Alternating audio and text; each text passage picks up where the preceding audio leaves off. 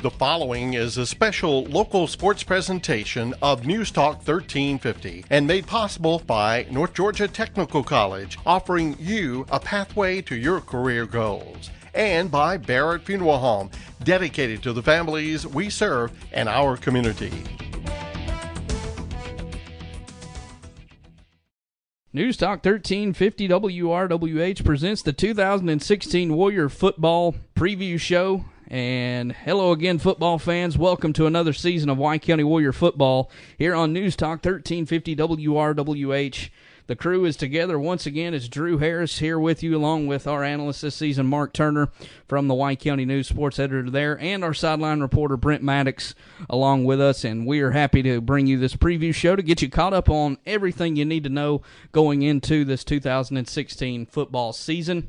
There's been a lot of change, and we wanted to do this show. It's the first time that we've done this to try to get everybody caught up on all the changes from regions to personnel around White County, and that way when the season starts that you'll be caught up and ready to go and ready to root on your White County Warriors. And hopefully, if you can't make it, listen to us every Thursday night and Friday night. We'll be doing our Warrior Rally show again on Thursday nights between 6 and 7.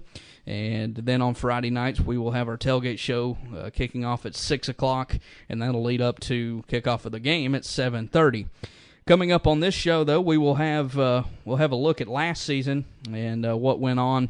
We'll take a look at the realignment that took place after the season was completed last year, and then we'll take a look at the outlook at the 2016 schedule and look at some big early games around Georgia high school football. We'll also talk a little bit of college football. Won't get into that too much. We still got a little over a month to go before that kicks off, but we'll get into that some, and we'll have some feature interviews here.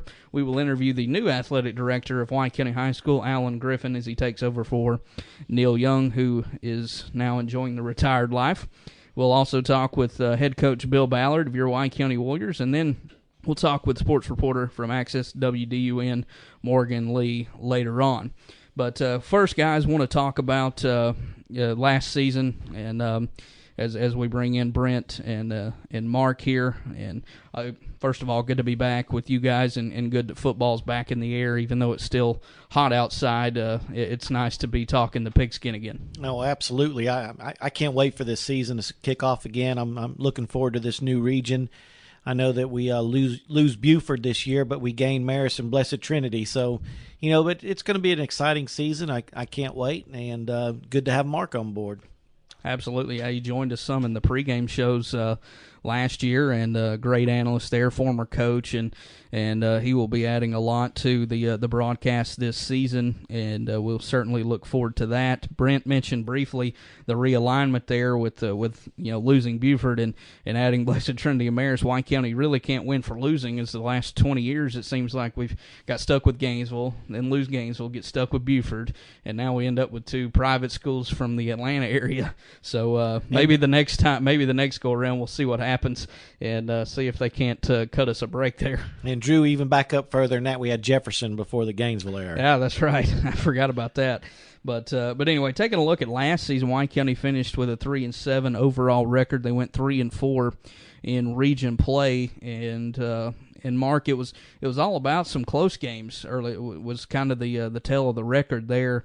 A 7-point loss to Pickens County in the opener, which White County led going into the fourth quarter. Had a 2-point loss to Pace Academy, the eventual state champions of AA, 16-14 on a kick. With 8 seconds left by their kicker, who nailed 3 field goals that night. Then had the Stevens County game, which 21-20 the final there. And so those were 3 games right there that could have easily gone either way. And if they go the other way, you're looking at a 6-4 record for a very young football team, which White County had last year, instead of a 3-7 record. Yeah, the 2 games that you mentioned that really stand out to me, Pace Academy and Stevens County. White County played really well that night down at Pace Academy. And if you follow college football recruiting at all, they have a ton of kids in this 2017 class that are, ranked top 100, top 150. Already got at least 2 guys committed to Georgia, Trey Blunt, wide receiver, and I believe his name is Andrew Thomas, big old offensive lineman, have already committed to Georgia. So a lot of talent on that team. But White County had a lot of chances. Hurt themselves late in the game with a big penalty, and of course the kicker made a huge kick to end the game there. And Stevens County, same kind of game, back and forth. We got down early and came back and had that 21-20 loss, just a tough loss there.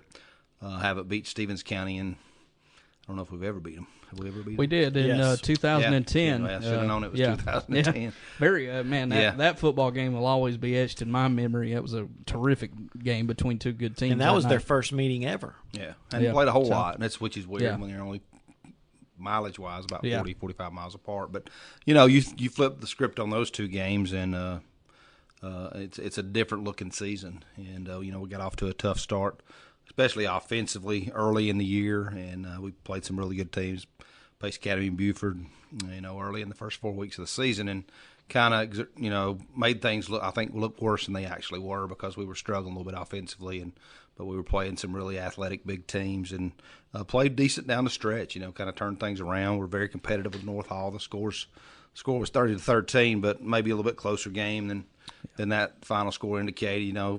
We beat a very athletic Monroe area team and laid 52 points on Chestatee down there. So had some success late, but as you said, you could go back and point at a few things, and the record could have been much different if just for a couple plays. Yeah, the offense, as you mentioned, really got going the last 3 games of the season. They only scored a total of 69 points through the first 7 games, but those last 3 games they scored 95 points. As you said, put 52 up on Chestatee, then 30 on Monroe area, who was very athletic. And I think that the end of the season, the North Hall game, as you mentioned, was a lot closer. North Hall was a good team, but I think the way that season ended probably went a long way, and we'll hear from Coach Ballard in a little bit and ask him about it. But I think that went a long way with the confidence of these younger guys on this team. That we get them a little taste of winning and success to kind of boost them going into this season. Yeah, football's a tough game regardless whether you win or losing, and when you lose, it becomes even more of a grind. And I think, as I said earlier in the year, the kids were starting to feel it. They were sitting at 0-4, and coming off that 49-3 loss to Buford, and it's tough when you're sitting in that situation. But they kept battling, and as we'll talk about a lot. Played a lot of young kids last year, really did, and had some injuries midway through the season that forced the coaching staff to play even more young guys, and they started to come around later in the year, and a lot of those guys will be in prominent roles this year.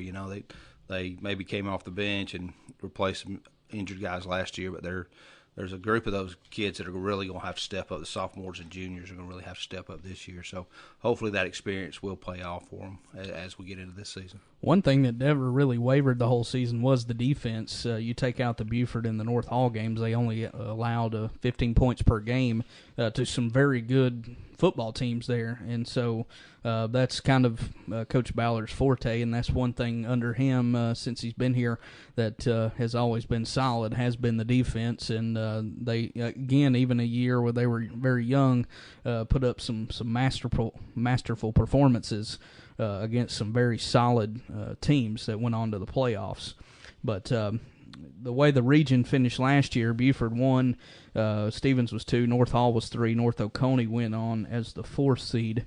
And wrapping up the last season, just to throw this out there, the state champions in 6A Colquitt County, of course, they're 30-13 over Roswell in the state championship game. The 5A game was a very good defensive battle. Allatoona won that one 10-6, and then in the 4A game, you got to see 2 defenses go at one another there. Cartersville knocking off Buford there 10-0. Got to see Trevor Lawrence on a big stage there at the Dome. Probably the number 1 quarterback in the country in that class, according to some media outlets. But it was the defense that was the story for Cartersville, and I know Buford shot themselves in the foot a lot during that game, but the fact that you see a goose egg next to Buford there in a state championship game was crazy. That don't usually happen to those guys. In the 3A game, it was Westminster beating our new region foes, Blessed Trinity, 38-31 in a game that Blessed led, I think, by 3 scores really at one dominated point. Yeah, 3 quarters. And just fell apart there in the fourth quarter. And give Westminster a lot of credit. They've been a good program for a long time. But they go on and get the win. And then, Pace Academy, who, man, we had them beat down there in Atlanta. And they go on and just hammer Fitzgerald in the AA game, 42-21. The single A public game, Clinch County defeated Irwin County 24-7. And then Eagles Landing Christian over Aquinas 35-14 in the single A private game. And so that was kind of a wrap on the 2015 season. We're going to take a quick break, come back. We'll look at the 2016 outlook, and we'll talk about realignment, and we'll hear from White County's new athletic director, Alan Griffin. All that coming up here on the 2016 Warrior Football Preview Show, News Talk 1350. WRWH 1350 AM Cleveland. Thanks for listening. Welcome back to the Warrior Preview Show here on News Talk 1350 WRWH. Time to take a look at the new regions from the GHSA, the reclassification, and this might take the cake as far as the most interesting lineup that I've seen so far, and you guys might know, y'all are older than me. But well, thanks there, Drew. But anyway, just looking at the new region, first with White County's region, they're now 7 Quad A instead of 8 Quad A, and just 5 opponents there: West Hall, Chestatee, and then they add in Marist and Blessed Trinity. There was another opponent there, Riverside Academy, who rightfully won their appeal, I might add, to get out of the region, because that would have just been an absolute disaster for those guys who do what they can to compete in AA every year. So rightfully won their appeal, and so White County's now in a 5-team region, which I don't know, Mark, maybe that might be the smallest region White County's ever been a part of. Thinking back, there's been regions where they've been a part of 14 teams. I think the smallest region I can remember was 7 teams a few years back. But anyway, West Hall, Chestatee, Marist, and Blessed Trinity added in there. Looking at Region 8 Quad A, you got Jefferson, Madison County, the Oconee schools, North Oconee and Oconee County, Stevens County, and then St. Pius. Now, to everybody around the state, it was so confusing why Marist, Blessed Trinity, and St. Pius being separated into 2 different regions. They're, a lot closer together than, St. Pius is going to have to travel, over an hour every region game they have. And Marist and Blessed Trinity will be closer to one another, but then they're going to have to travel, obviously, us, West Hall, Chestatee. So didn't seem to make a lot of sense there. Apparently there was some people there with some pull at the meetings that was able to get those schools separated, because I don't know if they all wanted to be in the same region. They didn't want to be in the same region. Anyway, somebody didn't want them to be in the same region, and they got their way. And so, we're sitting there with a very odd-looking region, and that happened really across the whole board. Looking down at Region 7, AAA, Dawson County, East Hall, Fannin County, Lumpkin County, North Hall, Union County, and then you throw Greater Atlanta Christian in there. Now, I know they used to be, in our region. They used to be in our region when we were in AA back in the late 90s.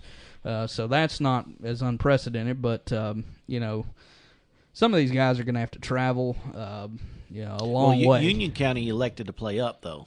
I mean, they were originally at AA. Well, they were having to travel regardless. That right. AA region was spread out, but it was kind of odd seeing it in these upper regions.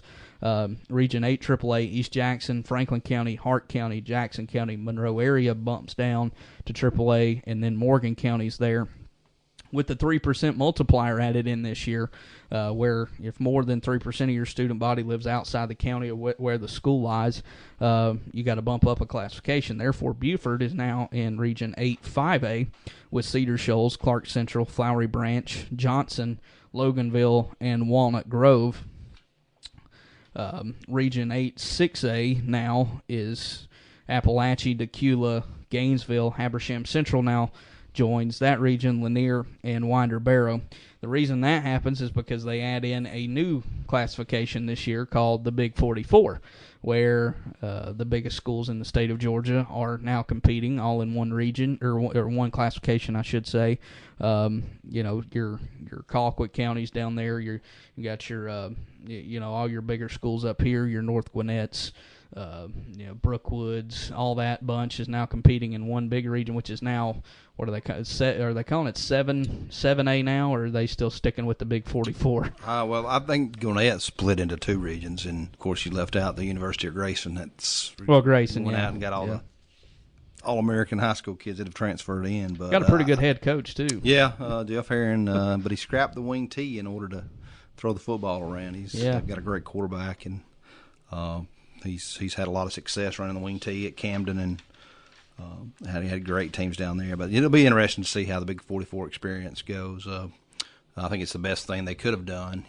The South did the schools that are in tough situations are the schools in South Georgia like Colquitt and those schools that are so far apart that they're looking at 2-hour travel times for region games. And one thing in this, Valdosta usually always has traditionally played in the biggest class every year, but they're actually in 6A this year. They're not playing 7A, and went down a class, and so it'll be interesting to see how that plays out.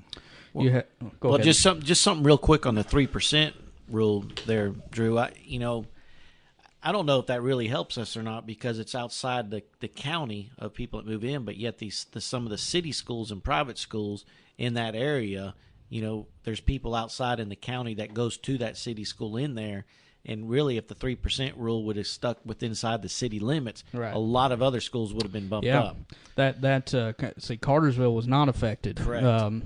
By that rule, because what's that, Bartow County is so big. Most of them live in that county, so they weren't affected. Jefferson was one I forgot that was affected. They're up to Quad A now. That is, to me, is one heck of a region there. And we can complain about Marist and Blessed Trinity all we want, but I would rather be here than Jefferson, North Oconee County, St. Pius, and Stevens County. That is going to be a very tough region. And that AAA region's pretty tough. Yeah, the one with you're talking about with Dawson and North Hall. Yeah, that bunch that will be a good region. That's what I'm hoping. At the next go around, we can get back into a region with these guys with Lumpkin, North Hall, Dawson County, East Hall, and that bunch. But quickly to the AA, Banks County dropping down, Elbert County dropping down to AA. They're all in a region now with Raven County, who stays put. That region's kind of spread out, Social Circle, Oglethorpe County, Monticello, and all that bunched in there. But anyway, that's kind of a quick look at the change around this area as far as realignment goes. You can go to the GHSA website there and look at it all, because it did change from the north end of the state to the south end. A lot of new stuff, especially with the new classification. But one other change that we want to get to now is the change at the athletic director position at White County High School. And we are pleased to welcome Mr. Alan Griffin here with us. And Alan, do you have me? I got you. All right. Well, thank you for joining us here on the preview show. And first of all, I want to say welcome. I know you've been greeted nicely over the past few months by everybody here in White County, and we're happy that you've joined our crew up here. And I know you were itching to get to the northern part of the state, right? I was. I'm originally from the Augusta area. My wife's from the East Tennessee area. So this area here is kind of right in the middle for us, and we just love being here, and we're excited to get rolling. So what was the process like that brought you here to begin with? Were you just looking for something in this area, or was it just something that just popped up when you were looking around, or what was that process like? It was odd.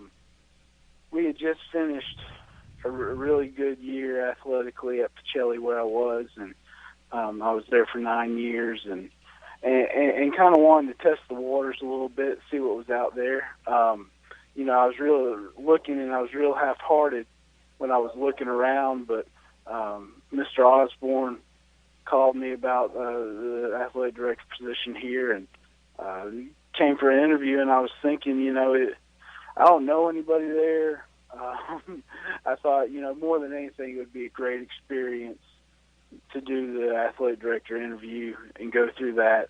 And ended up getting offered the job, and it was just a no-brainer. After I had looked at the community and visited the schools a couple of times, I knew that this was where me and my family needed to go.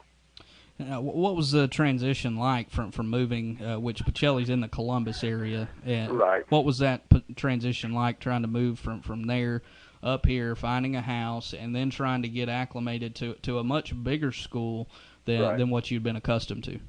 Well, as far as the moving process is concerned, that was no fun. But I don't think moving ever is. No. It's funny dealing with a big school versus a small school. You're both, GHSA, so none of the paperwork changed coming into a job I was already doing. So I have more forms with having more kids, but all that's been so similar. It's eerie. Just dealing with more people has been the adjustment. So. Well, with Neil Young taking over for him, I'm sure you've got to meet with him by now, and he was here for a long time. He was kind of one of those guys. He graduated from here. He was a Warrior through and through. How do you try to keep that same tradition that he had, but also add your own flair to things coming in with the a new attitude about this place? Yeah. Coach Young is fantastic. He's not going anywhere. He's helped me every step of the way through this transition. I know he's excited just to be able to watch ball games instead of instead of running around doing game administrative types of things. So he's here, and he's, if I call him, which I have, he answers, and he was up here today at the school helping us out with some things. So to have that touch is important because that does bring tradition, and it keeps tradition here. As far as the things that I want to change, there's really not. I just want to add things. I want us to have a good marketing presence. I want us to be known in the state by things like our logos and our teams, and I want to host some big events down the road. There's not really a change. It's just additions.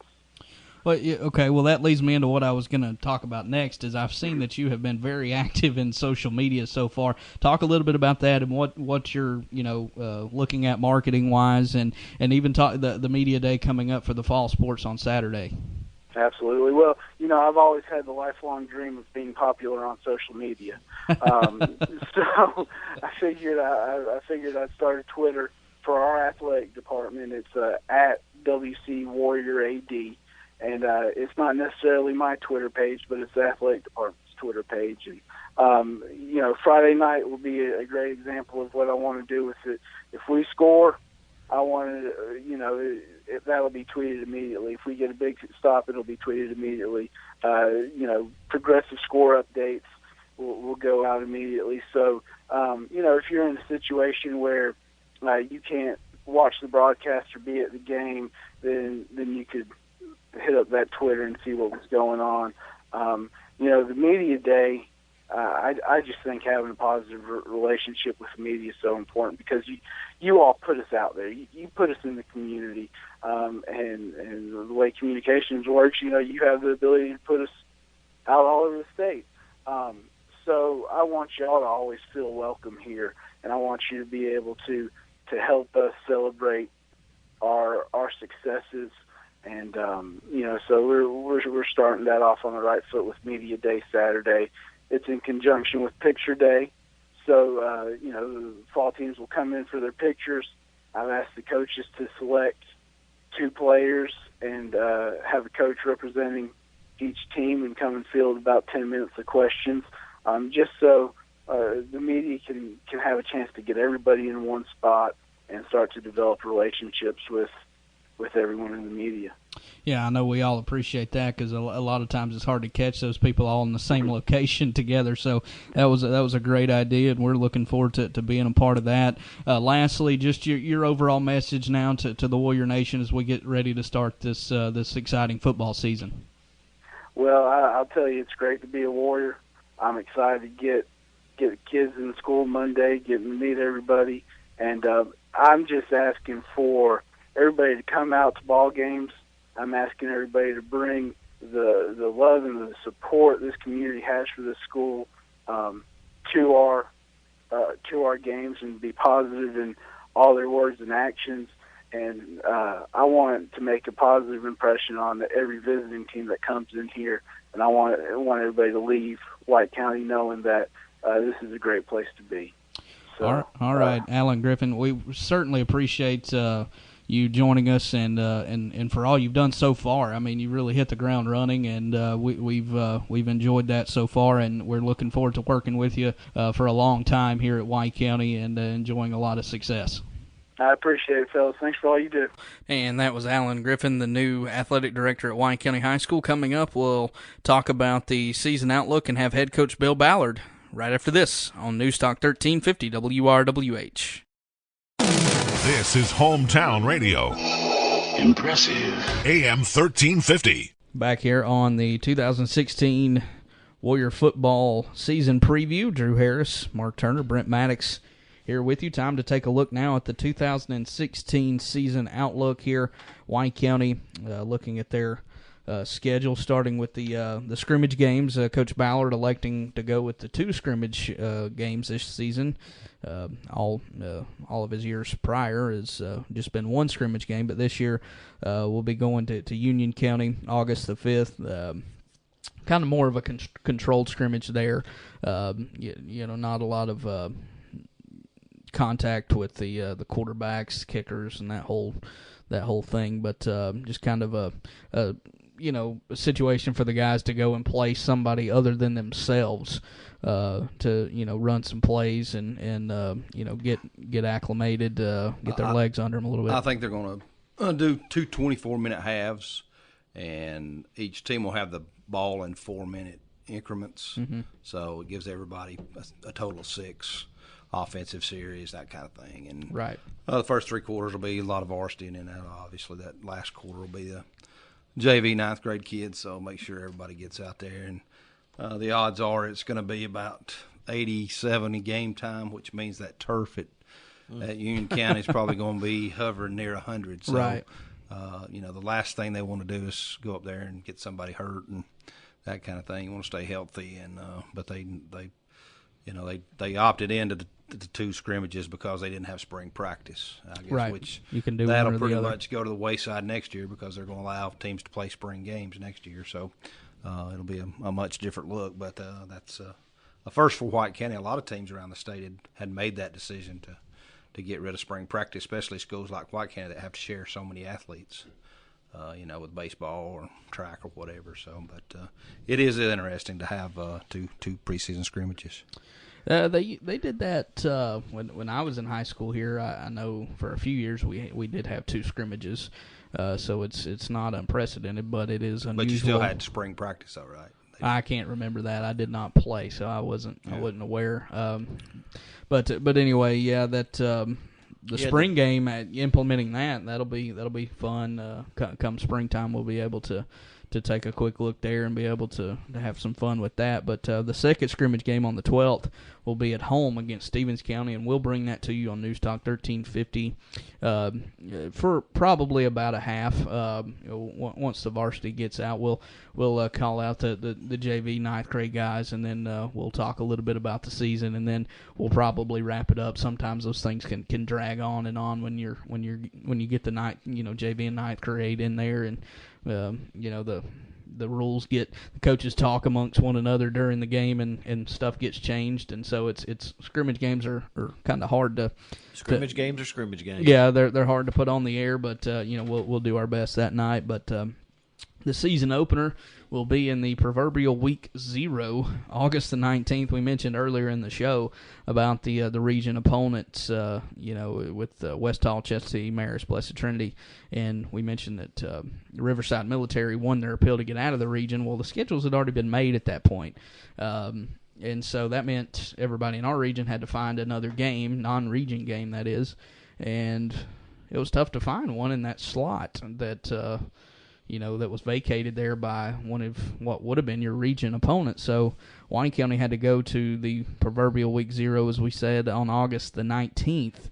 And instead of being at home, as we were scheduled to be against Riverside, we'll have to go on the road down to Carnesville to take on the Franklin County Lions. Been a few years. We used to be in a region with those guys. I think 2010 may have been the last time I played them, or 2011. I'm sorry, 2011. And we'll get to see the Lions down there. They're coming off a 6-5 year. They went to the playoffs last year, lost in the first round in AAA. White County and Franklin tied in the overall series there, 5 games apiece. Then on the 26th, we'll travel to Dahlonega to match up with the Lumpkin County Indians again. In the regular season last year, I think we scrimmaged them, and did we play them at all the year before? I can't remember, but no. I don't think we even scrimmaged them. But anyway, we'll have that on August the 26th in Dahlonega. Lumpkin coming off a 2-8 season. White County leading the overall series big time in that one, 34-11 and won the overall series there. Then on September 2nd, White County's first regular season home game against the Habersham Central Raiders, who are coming off a 1-9 season. White County and Habersham had played back-to-back few years ago. Wine County won both of those meetings in rather impressive fashion.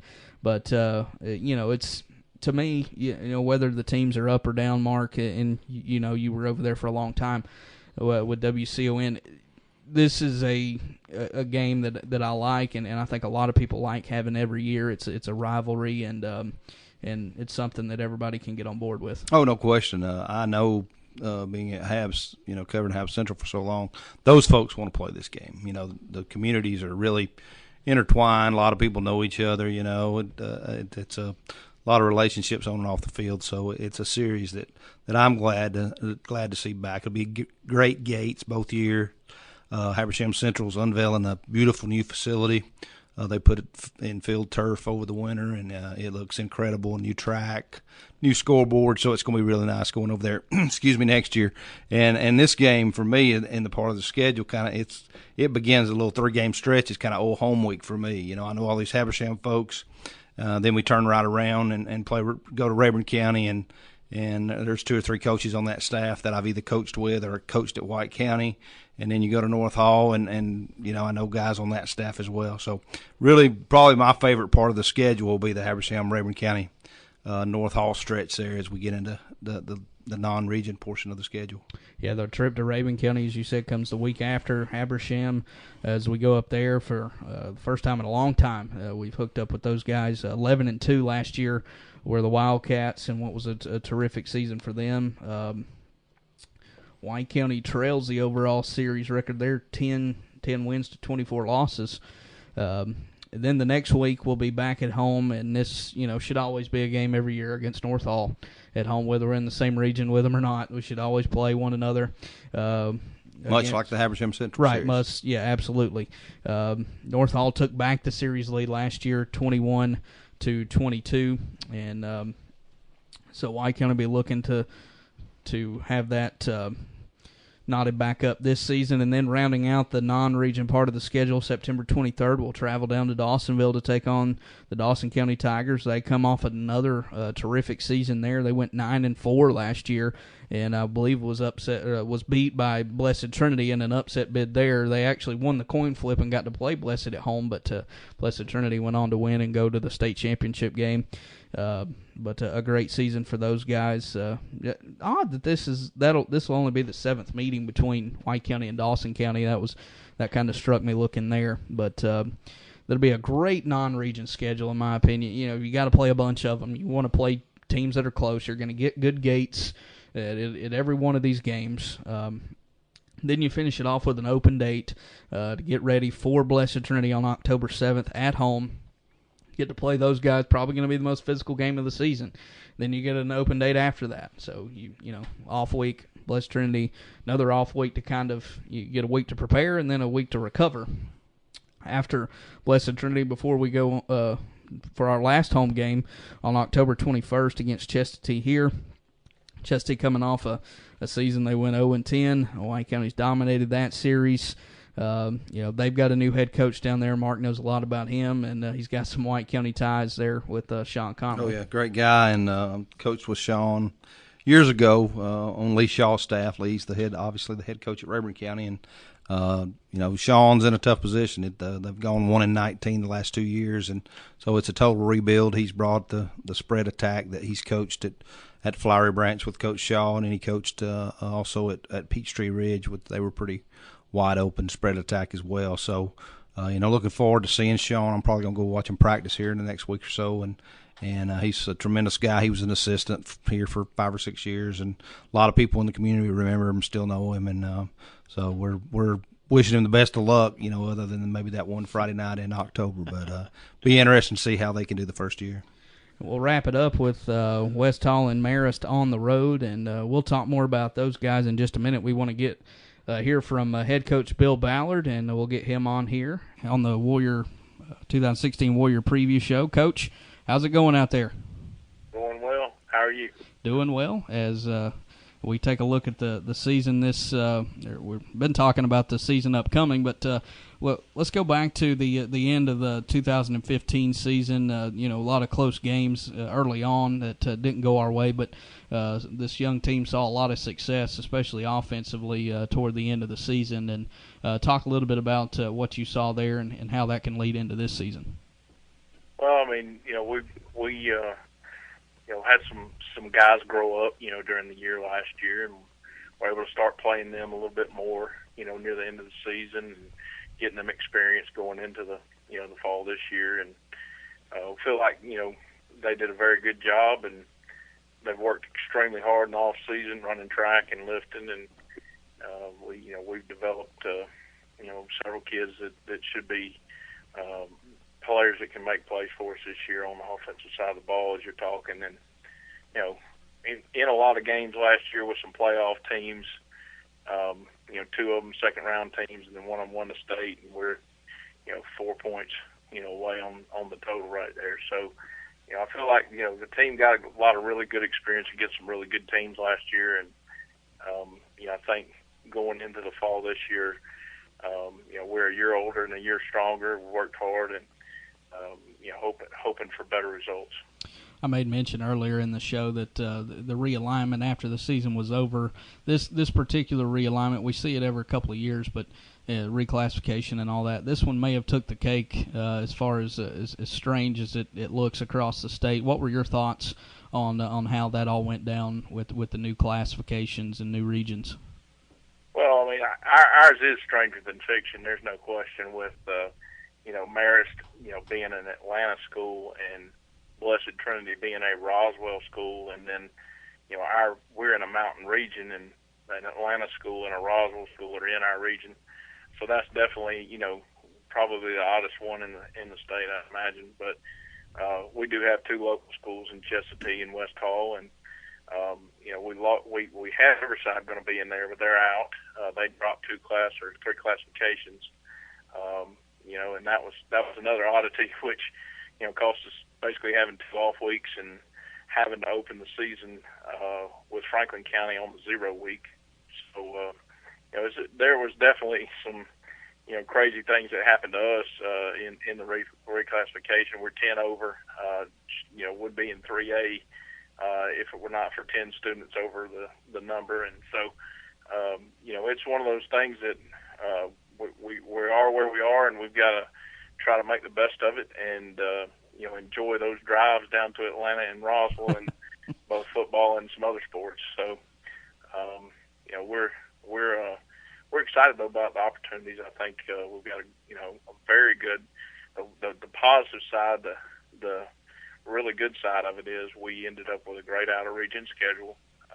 Since we had a smaller region, we were able to pick up Lumpkin County, Habersham, Raven County,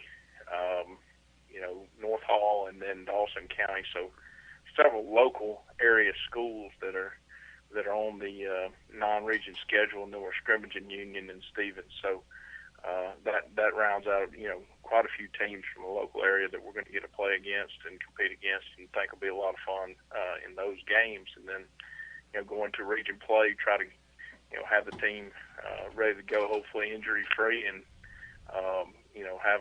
have a good run at trying to make the playoffs and win a playoff game. If you had your choice there in the middle of the season, do you like the 2 bye weeks there, one before Blessed Trinity, one after, or would you just prefer the one? Well, I mean,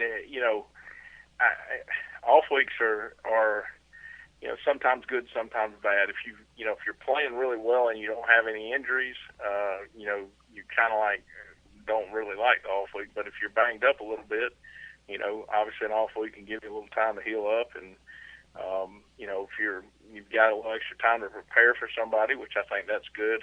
I think for us, the way we're going to have to use it is, get prepared. You have an extra week to prepare for Blessed Trinity. Hopefully, if we're banged up a little bit, we get, somebody back.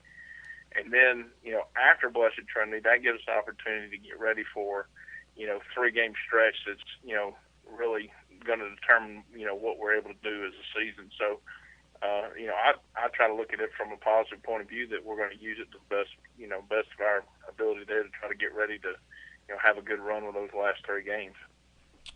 And the way that non-region kind of came together when you realized you had to schedule that many games, I'm sure it was important to try to find as many close games as you could, but that really kind of fell into place well, didn't it? It was outstanding the way it fell into place. I mean, we were able to get, people wanted to see those games come back. The coaches that were involved in scheduling these games from Habersham and Lincoln County wanted to see that back, and of course we want to play North Hall and Raven County. Coach Shaw was ready to play and thought that would be a good game, and we used to play that game a while back. Used to be a big rival, and so if we anytime we can renew old rivalries or continue rivalry games, to me that's an exciting thing, and it's great for the kids, it's great for the community, and it's a fun atmosphere, and so those are the kind of games you want to have on your schedule in the outer region that can be fun and exciting games for the local area. And playing 2 scrimmages this year, what went into that decision as opposed to doing the spring in 1 scrimmage? Well, there was a proposal on the table to be able to play a game at the end of the spring, but that hadn't gone through yet. We felt like we had a good year. We needed to be in the weight room, and we needed to be running. So we felt like we'd go ahead and finish real strong with that. We knew we were going to camp at West Georgia, and West Georgia is basically having having a spring practice with what we're able to do there. And so we felt like getting an extra game at the beginning. We felt like we could make some long strides, early in the season, trying to tweak an offense. We're kind of shifting a little bit with offense, and the fact that we're still a triple option team, but we're going to a lot more 2-back sets than 3-back sets because of the personnel that we have. We're tweaking it a little bit, but you're still going to see a lot of the same plays, but it's out of different formations and out of different personnel sets that and you're going to see some things that are a little bit new. I think we needed that time to get in that first game, which is a scrimmage, then get to another scrimmage, get it both on film twice, be able to look at it, be able to tweak it and get it the way we want it, and then be ready for an opening game. So we're excited right now. During spring, during the time spring practice was going on, I was fit to be tied, because I'm like, I want to be out there, I want to be working. But now that we're at this point, I'm glad we made that decision. Going into next year, I think though we'll go back to spring practice with the fact that they're going to allow GHSA has approved us playing a true spring game against another opponent, not just against each other. And so that's going to, that'll be, a way to, we're definitely going to do that and bring that back because we'll get to play somebody. And lastly, Coach, and we'll let you go. The other day, we heard Kirby Smart at UGA kind of give a quick state of the program. Do that with this going into your sixth season now at White County. Give us just a quick kind of state of the program as we get ready for this 2016 season. Well, I mean we've got some recent history where we've been pretty strong and made the playoffs. In 3-year stretch made the playoffs in 2012, 2013, 2014. So, 3 in a row. We made it to the Sweet 16 once, and it's only been done twice in the history of school before that. Only time in the history of school we've made, playoffs 3 years in a row and been under the same coach. So, and had a winning season during that time. So, there's been a lot of things accomplished during that time. A little bit down last year with a younger team. Started a bunch of sophomores and freshmen last year, so those guys are, a year stronger. I think, you look for, hopefully make a playoff run this year and have a chance to make a playoff run the following year. And so I think, you're basically building around a pretty strong rising junior class right now. That's kind of where we are, and kind of in that cycle. And that was the senior class, in 2014 that graduated that had the Maurice Suttons and Sam Turners and Max Taylor, people like that. You had just a really strong group, through there, and a couple classes back to back with the Whitfield kid and the one before that. So I mean you've got that, and when that happens, we can have a pretty good little team. I think depth's still an issue for us, particularly in 4A. You have a lot of teams in 4A that can go, two platoon, particularly at the higher number level. And us being at the bottom of classification, that's one of those things that we have to deal with a little bit. But, it's one of those things that I think, we've built, we're in the weight room, we're strong in the weight room, we're getting stronger in the lower level. In the weight room. So I think the weight room's going really well. I think our running program's going really well. Our numbers are real good. We've got as many people as we've had in the program since I've been here. So, all that I think is, real positive, and I think we're moving forward. All right, Coach. Well, thanks for taking time with us here on the preview show, and we'll talk to you before the Stevens County scrimmage game next week. Hey, thanks so much. All right, that's head coach Bill Ballard of your White County Warriors, and we'll take another break and be back here on the 2016 preview show, News Talk 1350. WRWH 1350 AM Cleveland. Thanks for listening. And back on the 2016 Warrior Preview Show after hearing from head coach Bill Ballard and diving into the region opponents a little bit more here as we just briefly touched on them.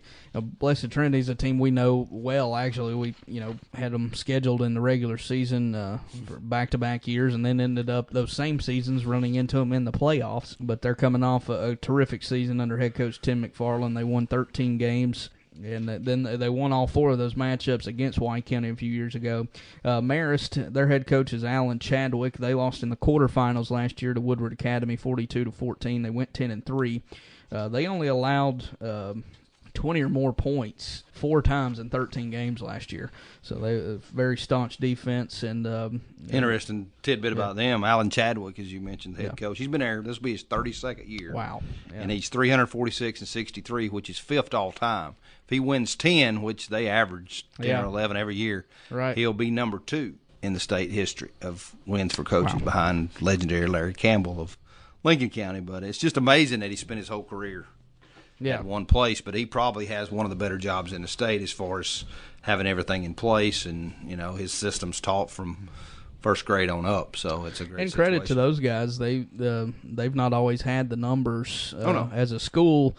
To be in the class, they've always played up. Yeah, they play up every year, and that's one thing. When I had a conversation with Alan Griffin, our new AD, he talked about that. He was just that says a lot for the mentality of the athletic program at Marist, that they're willing to play up every year and have the success they have. West Hall coming off a 5-6 record last year. Their head coach is Tony Lottie. Of course, we know a little bit about them. We've been in and out of regions with them for several years. They lost to Calhoun in the first round last year. White County leads that overall series by a 10-8 record. Wine County's actually won 8 in a row against West Hall.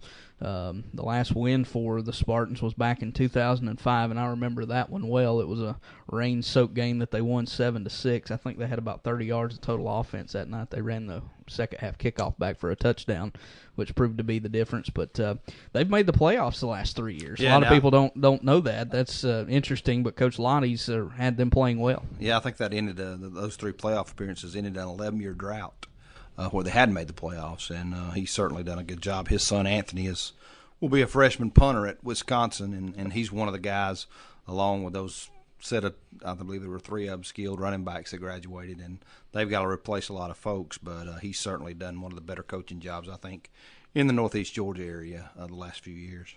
And we touched on Chestatee and Sean Conley there in his first year. Really got an uphill battle that, just trying to get that program turned around. They're 0-10. They were 1-9 in 2014.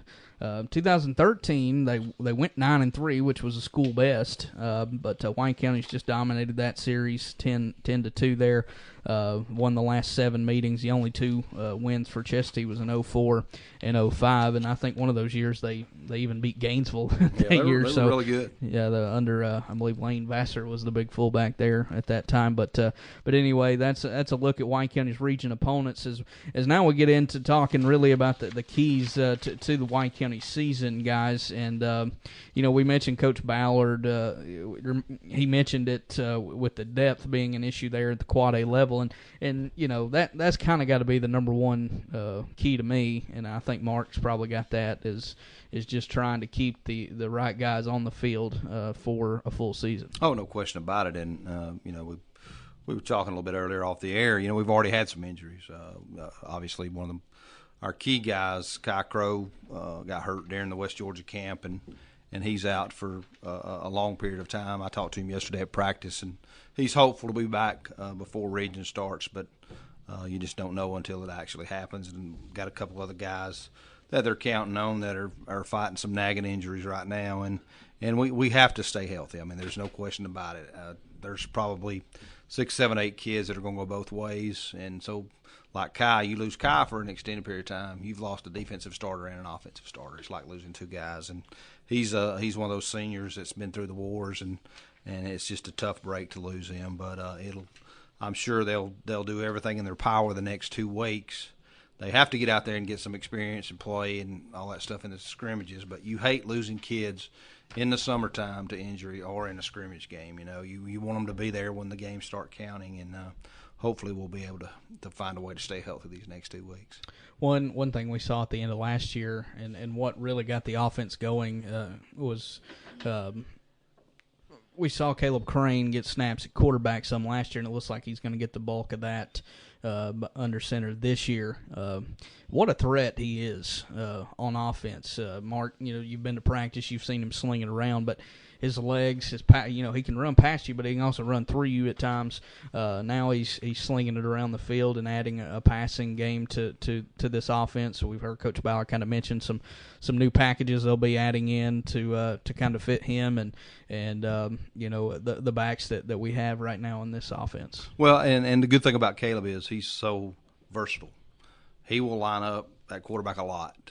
My guess would be most of the time. But there's going to be times when we see Vaughn Clark, who's a very talented younger guy, really big arm. He's going to line up at quarterback as well. And we're going to put Caleb in some other places when we see certain matchups. Right. But Caleb can get it done. He's been very impressive in practice. As a passer, he's made great strides. You go back and look at the limited snaps he got last year and the throws that he made, passing was not his strength. He's gotten much better. I saw him practice T-shirts and helmets and shorts one day and really was amazed by how well he threw the ball. I saw him again this week in pads, and still his velocity's up, accuracy's better. He can be a weapon because he's really fast. He probably weighs, I'm guessing, maybe 200 pounds by now. He's put together. He's a weapon, and Vaughn's a weapon, and Nazar Clark's a weapon, and Desmond Lau. We got some guys that can do some things with the football, and this kind of goes back to what I think my number 2 concern is the offensive line development. We lost 4 starters. Parker Dorsey, Riley Moulton, Crawford Abernathy, and James Young off that starting offensive line, and that's huge. Those guys were big, all had size. Parker's about 310. James and Crawford were big kids, and Riley played center, and so to me, offensively, I'm concerned how can we block folks. Obviously we're going to be young there. I think DJ Dover's probably the most experienced one we had last year coming back, and those guys are working hard. I watched them, Coach Versluis, do some stuff with them yesterday at practice, and we have to find a cohesive group of 5 or 6 guys that can give the Caleb Cranes and Nazar and those guys a chance to do some things. Because if we can't win the battle of the line of scrimmage, then it's going to be tough. We saw that last year at times where we had a hard time moving the ball, and I don't necessarily know if it was our line play or what, but we've got enough athletes this year, I think, that are going to be touching the ball 100% of the time to do some things if we just find a way to block some folks. You mentioned Von Clark there. He was a guy we saw, as a freshman, I believe, last year make some plays early on. He suffered an injury, and he couldn't get back, and that was a real shame because that was we saw him almost make the play of the game against Pickens County. He almost returned a short field goal back for a touchdown, which would have been the difference.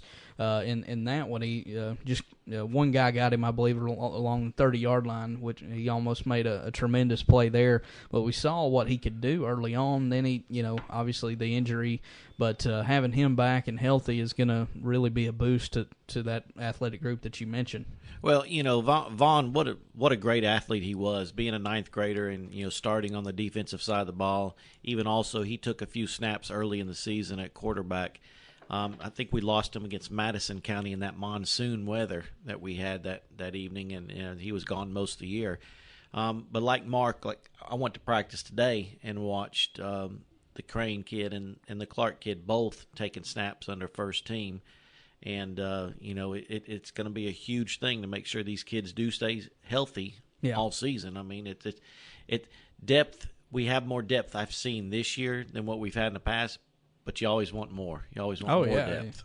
That's something that you always strive for, and it's always been a thing at White County where your best offensive players are playing both sides because they are such good athletes that they really give you the best chance to win playing on both sides of the ball. So like Coach Ballard said, you'd like to have kind of a 2-platoon set, but that you're just probably not going to get that here, and you just got to make with what you got, and he's done that so far, and White County's been successful. And here's my question, and I don't know what Bill Ballard's going to do on this aspect, but in the past he's never let the quarterback play on defense. And so if Crane is going to be the quarterback, we lose a linebacker. Yeah, then you lose one of your best defenders. Well, that goes to my biggest question defensively is that secondary. Right. I mean, you take Adam Johnson out, who I thought was as good a football player as I saw all year last year, including the Buford guys and everybody else. He had a tremendous year. I mean, I hope people realize how good he was last year. He had a great year. Physical. And let's give him congratulations because he's going to play on the next level. He's about to head to Kentucky, Cumberland soon. Yeah, he made the best play that I saw. It got nullified on a penalty, but that interception he had down at Pace Academy was one of the best plays that I've ever seen on a high school football field, and it was the best play I saw last year. Unfortunately, it got nullified, and that was a big play in that game. That probably would have sealed the deal. If that play would have stood, White County probably gets that win there. But like you said, what a player he was, and almost impossible to replace. Yeah, and going back to the point you were talking about, Caleb, what's he going to do defensively? Well, I think you have to set your quarterback out defensively. I mean, if he's your guy, and that takes our best defensive player off the field if it's Caleb. And if it's Vaughn, there goes your safety. There goes another good. And they've used the practices I've been at. Caleb's lined up at safety. Caleb's lined up at corner. Right. So they have some plans to use him. I think they just have to. But best case scenario would be you'd be able to set him down on the while the offense is off the field. But you lose Kai, and he was the unquestioned leader of the secondary coming back. Now you're without him. Ty Ulrich played a good bit down the stretch. And as we said, Vaughn played safety early in the season and played all the time on the JV early in the season. He's got a chance to be a really good safety. But now we've got some holes to fill. Who are those guys that are going to step up? a kid like Dylan Wilson, a senior who hadn't played a whole lot, does he get an opportunity to step up? Or, I don't really know. They've used a ton of guys in the practices I've been. But defensively, I think we're going to be pretty good on the line of scrimmage because so many of those guys were young and they're all back. Our linebackers are pretty good because we've got some depth there, and a lot of those guys played a lot last year. Secondary, not a lot of experience, and now you're possibly taking at least one of your two best defensive players off the field just because they're so important to the offense. And then I seen like Malik playing today, playing a little bit defensive back. So, and then I want to also talk about Barden Whopper. He was kicking the ball very well today. Yeah, got to replace Bradley Hurst. I guess you can make the argument that he's the best kicker we've ever had. Right. But you got to replace that. He did a great job, especially kickoffs, where probably 80-85% of his kickoffs were unreturnable. They were in the end zone. Yeah. And another kid going to the next level at Georgetown. But Brett's a good kid. Had a great year in soccer, and he's been kicking every day I've been out there, either on the high school field or on the practice field, and there's no question he's got a good leg. So I think he fits in that role rather easily. He may not be the kickoff guy right away that Bradley turned out to be, but I think field goal wise, then he should be a threat there. And then as he gets a little stronger and bigger, I think he'll add the kickoff game too. But that's big for the special teams if you can make sure the other teams always starting on their own 20. Like Bradley gave us that opportunity.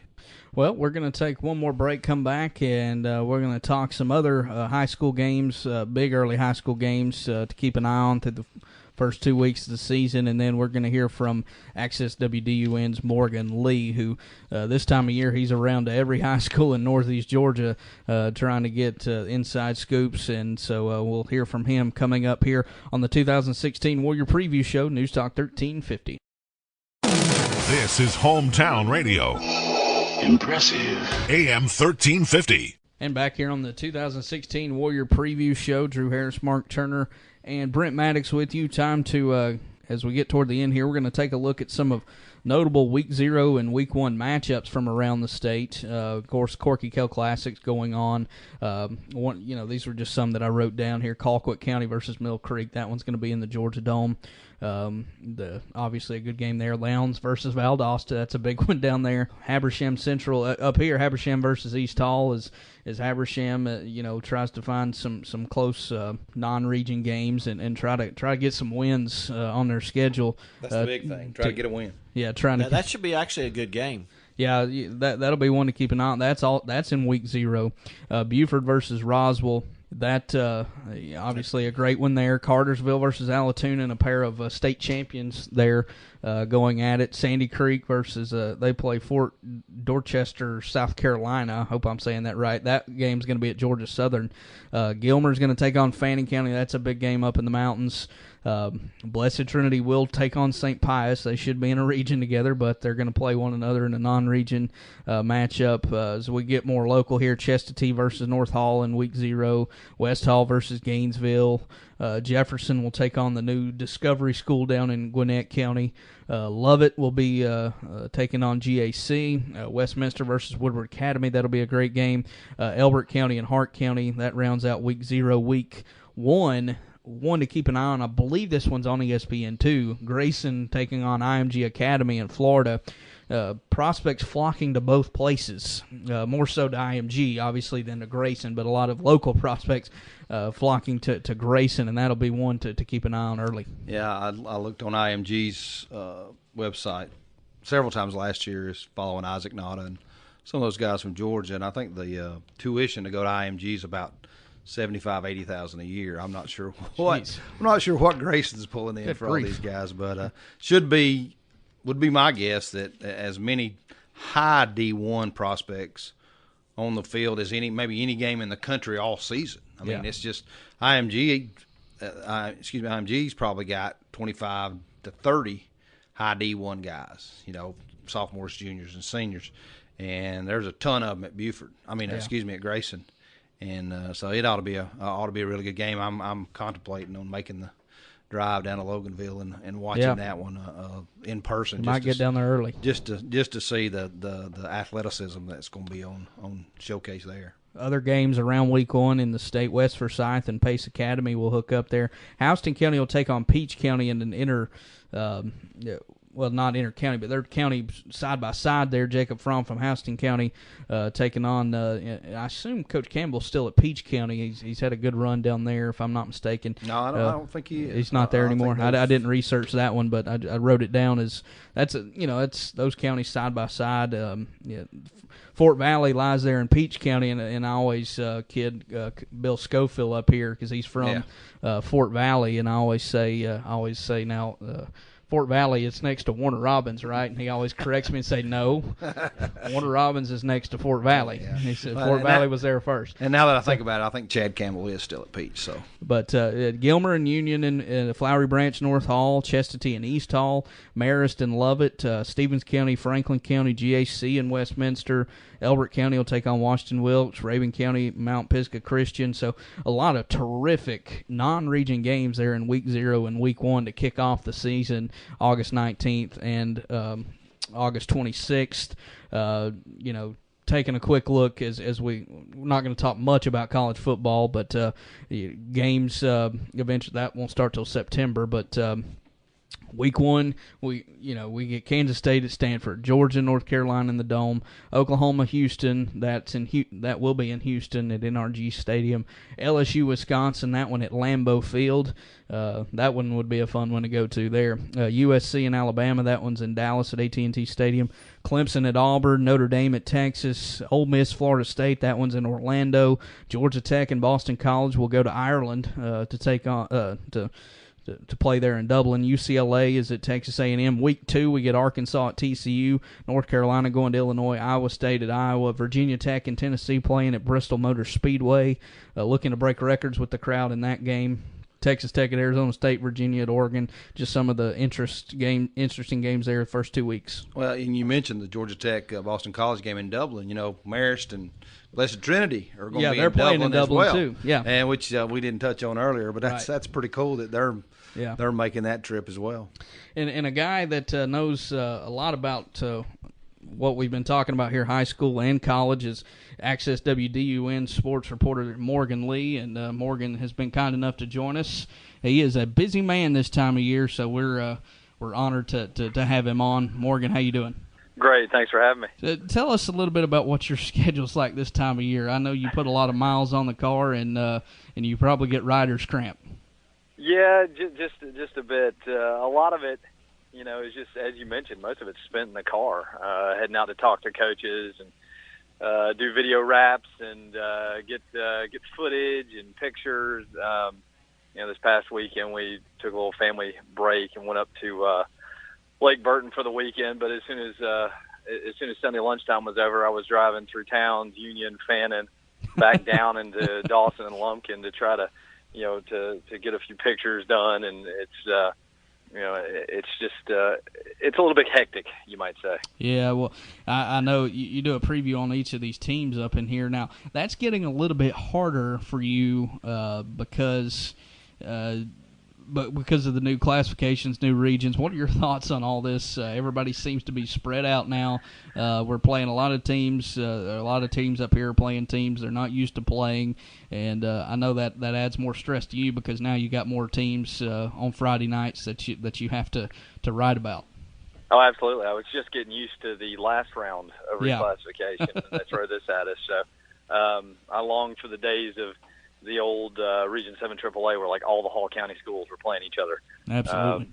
Made things so much easier. But, I will say if I were a coach, aside from maybe Rabun County, who, now has to travel to Monticello and Elbert County and places like that, if I were outside of Lee Shaw, I think I might actually kind of like the setup because you get all these non-region games to prepare for the playoff run. So, it's going to be interesting to see how it plays out, but certainly as a fan, maybe not as happy, but coaches, I don't know. I think they might end up kind of liking this.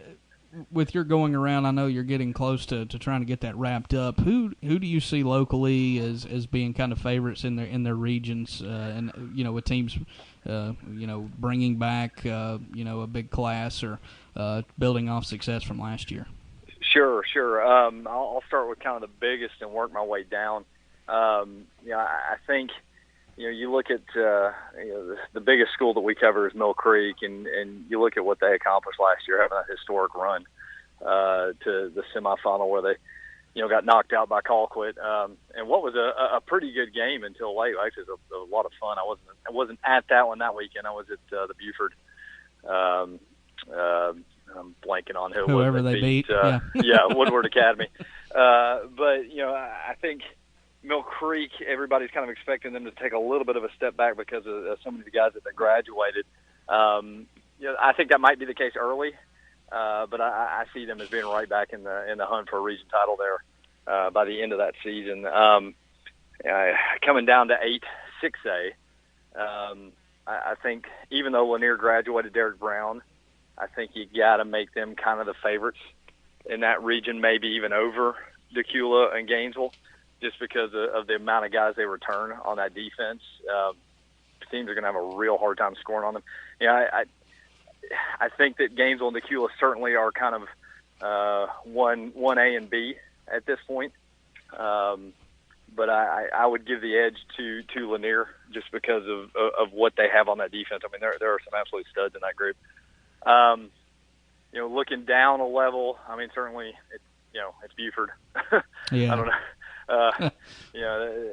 As much as they seem to graduate every year, they restock, and I haven't had a chance to actually sit down and talk with Coach Jess Simpson yet, but I've got that scheduled for tomorrow morning, so we'll be interested to see what he says. But kind of the moving down into I guess, or not moving down per se, but looking at what they've got going, in 7 AAA, I think that's going to be a pretty interesting region. I mean, certainly you got to figure GAC is the prohibitive favorite, but at the same time, they graduated a ton of seniors off that team. So I don't know that maybe they're going to be quite as good as they were last year. We'll see. Certainly they've got a quarterback who is a stud. Right. But, with the quality of teams in that region, I really, wouldn't be shocked to see a couple upsets here and there. Yeah, North Hall, Dawson County in that region as well.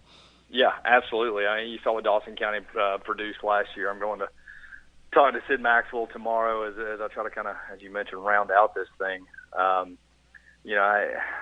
think, again, you have to forgive me. I did sit down and look at some of these regions because, again, I forgot everyone that's in it. That the 7-4A that your guys are in. Right. There's some unknowns there. I certainly think with what you guys are bringing back, certainly y'all are going to be in the playoff hunt for sure. I think that you can't, you got to go ahead and give a nod to those Atlanta privates just because of how good they are and what they usually do. But that being said, we only got to win one of them. Yeah, exactly. Exactly. So, it's going to be interesting, that Blessed Trinity and Marist, certainly, when those two square off, it's going to be interesting to see who finishes second in that, because if somebody were to knock off the winner, as you mentioned, I mean, then it's wide open. Yeah. With West Hall and Chesty, both of those teams, West Hall coming off a good another good season under Coach Lottie, graduating a lot there though, and then Chestity the opposite, coming off another bad season, trying to get their program ramped back up. White County kind of sitting in the middle there with we've got some guys coming back, and White County.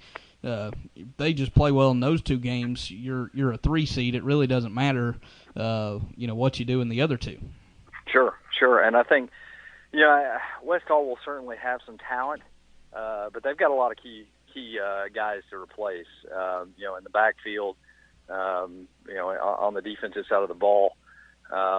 Chastity, I think right now is still very much a work in progress. I think Sean Conley's, just from talking to him the other day, I think they got themselves a pretty good coach, but it's going to take him some time, I think, to get those guys back to a level where they were, that 2013 era where, Stan Luttrell kind of had them rolling. I think the last two seasons, it's going to be tough just to, on their psyches, if things start to go wrong, can they avoid going, here we go again. Right. So like I said, I really think you guys are certainly in the playoff hunt. And as you mentioned, can you pull an upset? Right. Against one of those big Atlanta privates. Yeah, that'll be the question. And quickly, Morgan, while we got you, you got to do something I hope to do someday. A few weeks ago, you got to go experience the zoo that is the SEC Media Days in Alabama. Tell us about how that went and what all you got to, what all you learned and experienced there in Hoover. Zoo is definitely the operative word, especially when one Nick Saban is in the house. I was not prepared. I thought I knew how much they worshipped and adored that man, but it was on another level from anything I was ever set to believe. I don't want to say it was a religious experience, but the way they worshipped that man, it wasn't far off. It was a lot of fun, just kind of being part of the whole scene. There was just so much to take in. Luckily, I was able to kind of was focusing more, at least on the writing side, on what Kirby Smart was bringing and the Georgia aspect of it, and the rest I was kind of just able to sit back and really take it in. There's a lot to take in. I mean, there's so many players, coaches, the media, the simple media even. Right. So I really, a couple things that were worth the price of admission. Just listening to Les Miles speak. That was, there were a couple of times where you're sitting there like, when Auburn, when Gus Malzahn got up to speak, I mean, that was like, okay, that's 30 minutes of my life I'm not going to get back. But when Les Miles got up to speak, I mean, that was, I don't even know what he said about half the time, but it was so interesting and just wacky and zany and everything you kind of expected it to be. It was very interesting to see kind of the showdown between Saban and Paul Feinbaum, and I was sitting fairly close to it when it happened, so just to see someone kind of poke the bear. Right, that's one media member he can intimidate. Yes, and it was true. I mean, every coach who took the main floor and stand up on that podium was asked a question about some sort of social issue, whether it be a player getting arrested or whether it be, about Title IX issues or whether it be about just some of the, issues facing the country today, Black Lives Matter, et cetera. Right. Except for Nick Saban. No one asked him. Everything was about just, player X, how is he going to fit into your scheme, and, how much fun is it to coach Alabama, yada, yada, yada. So it was certainly, it was intuitive that, as you said, I think, he for a guy 5'5", he is the biggest, he casts the biggest shadow by far. Yeah, that's something. That intimidation factor obviously there, and but he's built a great program there at Alabama, and I think Georgia fans are hoping that a part of that comes to Athens now with Kirby Smart, and that's kind of the last thing I was going to get your take on was everybody, including myself, and me and you even talked as fans during the season about we love Mark Richt the man, but it might have been time there to make a move. Things had gotten kind of stale. There seems to be an excitement now around the UGA football program. Kirby's really hit the ground running, and he hasn't. And there's an excitement there, and he hasn't. We haven't played a game yet. So, what did you see there, and what did you take away from him as they prepare for their first game against North Carolina? Yeah, he's certainly, as you mentioned, learning at the feet of Saban. I mean, that his press conference was about as close to Saban's as I saw, as far as how he addressed the media, his delivery, what he kind of focused on with his opening remarks. He is definitely cut out to be an SEC head football coach. We'll find out as far as the X's and O's go, as the season draws out. But he certainly, I think, has the demeanor and the knowledge required to handle a room, to know how to work reporters, and that's played out even ever since, because he's had a couple moments post SEC media days that have been eye opening as far as the Ledbetter suspension, right? And how he kind of turned that on its head with saying, why don't you guys ever just ask how he is as a person? Yeah. So things like that, I was impressed, and certainly everyone else who was there, I think, was pretty impressed with his delivery and just the way he looked. I mean, and this is a guy that, not only has studied at the feet of Saban. I mean, his father was a head football coach, Sonny Smart, who was actually the first guy I ever covered coming out of Georgia when I worked at the Clayton Tribune for a year, a long time ago. And he's just, he looks it, and I think he's ready for it. Like I said, we'll find out about his game day acumen pretty soon. But as far as just building a program and having that demeanor, I think he fits it to a T. Well, Morgan, we certainly appreciate your time and your all the info you got for us, and we hope to run into you. Haven't run into you as much the last few years because we seem to get fewer and fewer Hall County teams in our region every year, but we used to run into you all the time. But we hope to run into you at some point during the season, and we'll hopefully get to meet up at a game somewhere. All right, guys, listen, I appreciate it so much, and have fun this season. All right, Morgan Lee from Access WDUN, we thank him for stopping and talking with us. We're going to take one more break, come back, and wrap it up here on the 2016 Warrior Preview Show, News Talk 1350 WRWH. And back here on our wrap-up of our 2016 Warrior Football Preview Show, Drew Harris, Brent Maddox, Mark Turner with you as we get set to kick off the season here coming up soon. Our broadcast schedule goes as follows. We'll be broadcasting the White County, Stevens County scrimmage August 12th at White County High School. And is that a 7 o'clock start time, Mark? According to the schedule, I got both scrimmages or 7 o'clock. 7 o'clock start time. So we'll come on about 6:45, and we'll have kickoff there for you, and we'll follow it as long as the game allows and time permits. There, we'll get all of the first half, and then some of the JV and ninth grade segments there in the second half. Then August 19th, the first regular season game at Franklin County. We'll have that one for you starting at 6 o'clock with the tailgate show, pregame show at 7. You'll hear from Coach Ballard during that segment. Kickoff at 7:30 on all the games there. August 26th at Lumpkin County, September 2nd at home against Habersham, September 9th at Raven County, September 16th home against North Hall, September 23rd at Dawson County, off the week of September 30th at home for the region opener against Blessed Trinity on October 7th, off again on October 14th. October 21st will be the final home game against Chestatee. October 28th will be at West Hall, and November 4th, season finale, will be down at Marist. And as usual, WRWH will have all the UGA football games as well, starting September 5th there with the game in the Georgia Dome against North Carolina. I believe that's a 5 o'clock kickoff there. And so the pregame show will start around 2 o'clock there.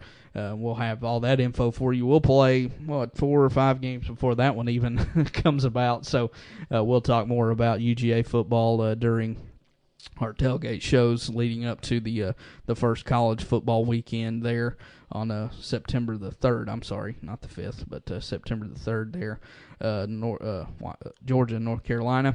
And so that's a look at what's coming up football-wise on News Talk 1350 WRWH. Guys, I don't know about y'all, but I'm excited. Football's here and ready to get the season started.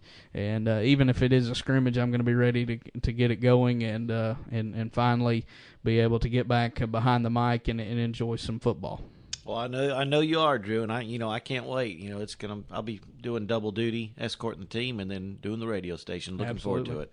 And Mark will join us as the analyst this year, and we're going to actually change some stuff up during the tailgate show this year. We're going to have some special interviews during the tailgate show. We're going to try to line up beforehand. Some might be pre-recorded, some might be live, but Mark's going to be able to help us out some with that as we get some guy from Habersham, and then of course we'll let Mark handle the Lee Shaw interview, the Raven County week, and then Coach Conley during the Chestatee week, and so we'll be able to add an opponent flair to it there during the tailgate show, and we'll hear from different people from the other side during that time, and then also we're gonna add a kind of a county report on how things are going at the JV, ninth grade, middle school levels. Mark and Brent will both be able to help us with that, as y'all will be in attendance most of those events, and then Brent especially on the non-football sports side of things, volleyball and whatnot, cross country, all that. We'll keep you up to date on all that during our tailgate and pregame shows leading up to kickoff every Friday night. So we're definitely looking forward to that, and we want to thank you for tuning in. If you're listening to this live on the radio, if you're tuning in as this show is being archived, we want to thank you for tuning in, and we hope that you tune us in this season as we look forward to another fun season of White County Warrior football here on News Talk 1350 WRWH. Any closing remarks, guys? Let's go Warriors. Absolutely. So we'll get going with it, and we want to thank you for tuning in. This has been the White County Warrior 2016 preview show here on News Talk 1350 WRWH. This program was made possible by Barrett Funeral Home of Cleveland, dedicated to the families that we serve and our community, and by North Georgia Technical College, offering you a pathway to your career goals. This has been a special local sports presentation of News Talk 1350 WRWH.